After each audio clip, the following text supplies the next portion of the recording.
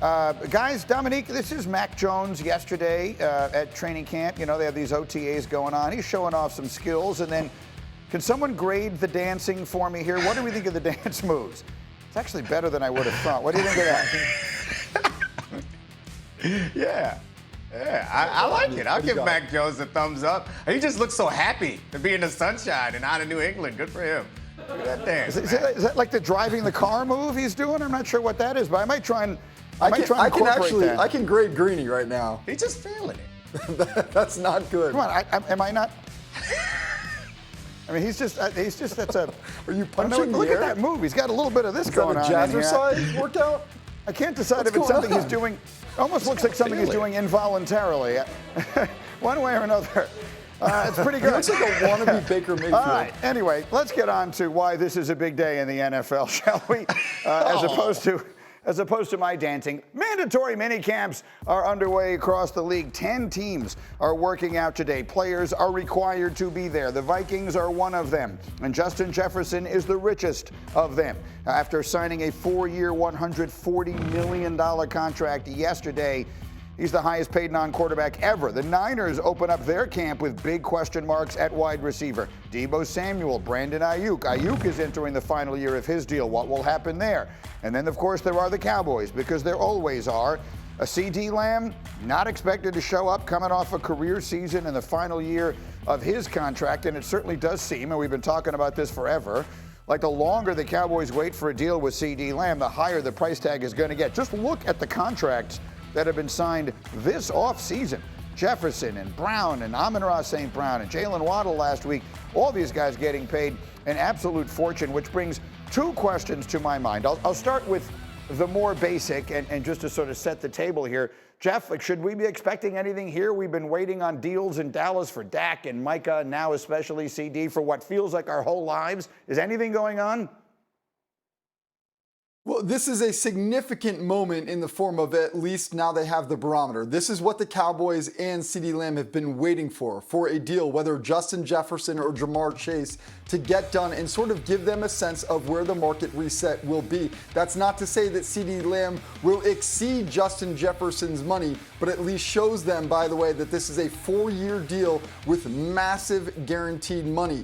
So CeeDee Lamb can now take this to the Cowboys and say, this is where we're working with. Does it need to be higher? Not necessarily, but at least we need to get somewhere close. That now the question, can they do that? There are no more excuses for the Dallas Cowboys. They've got to figure this out and decide whether in fact they want CeeDee Lamb to be their future wide receiver.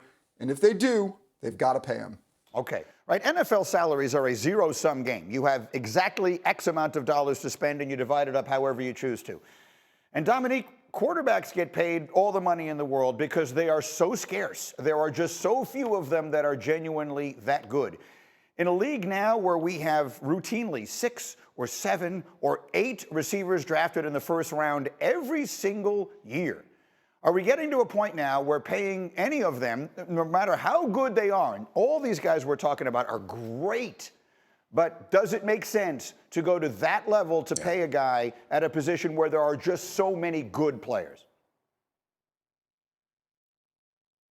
Maybe at some point we'll get there, but we aren't there yet. I've yet to see the team that's paid a top-level receiver like this regret it. I have seen teams let a top-level receiver like that go away and then not be able to adequately replace them. So there are certain players in this league. I agree that not all receivers, not all number one receivers deserve to be paid like Justin Jefferson, but there are some players in this league that are more than just the position that they play. They're so important that they tilt defenses in their direction and they allow other things to open up. I think Justin Jefferson and CeeDee Lamb seem to be becoming one of those players also. So while that may be true for some players, it damn sure ain't true for CeeDee Lamb. That's fair, but Tim Hasselbeck, the pushback I would offer is maybe the most difference-making of them all is Tyreek Hill, and when he left Kansas City, they won consecutive Super Bowls in his absence. I know that's an outlier because they have the quarterback. But what I'm saying is don't look at me like that, Domonique. I'm stating a fact. Tim, jump in. Let me get Tim in. Go. Yeah. So, Greg, hey, listen, you're right if you're Kansas City, right? But, like, you just, listen, look at the Tennessee Titans. Like, they thought, hey, listen, we're not going to do that with A.J. Brown. We're not going to do that. we'll find the next one. Let's make it Treylon Burks. And it's like, nah, okay, not so fast. So yeah, Kansas City can do it because their quarterback is so good, he's making everybody better. Like they're doing it with McCole Hardman and MVS and the Kadarius Toney. Like they're doing it with other guys because they're quarterback. So like if you're these teams, Dallas Cowboys, and say like, all right, is Dak just doing it with any other wide receiver that we're going to get at a discounted rate? Look, Domonique is right. He was paid to cover these guys for a living. These guys can change the game. Like these guys, you heard Brian Callahan talk about the Titans. Talk about, look, these guys score touchdowns. These guys put points on the board. And so, yeah, when you have a dominant receiver, it's worth it. It just is. And so, yeah, like what we're talking about, over 35 million a year, yeah, it makes sense. Quickly, guys, Nick, yell at me. Go ahead. Yeah, no, I mean, I would also say in the Kansas City Chiefs example, like we were very close to them regretting that decision also because their team didn't feel like they were Super Bowl caliber after they got rid of Tyreek Hill and they made a miraculous run and won the Super Bowl. Last year, it was mostly defense. Like this, I agree. When you have Patrick Mahomes, you can get away with it, but we're pretty close to them not getting any Super Bowls and us all looking back and saying, damn, they could have had a dynasty, but they got rid of Tyreek Hill. So it worked because they got Pat. And they had an incredible defense, but it's not going to work for everybody. Go ahead, Jeff, quickly.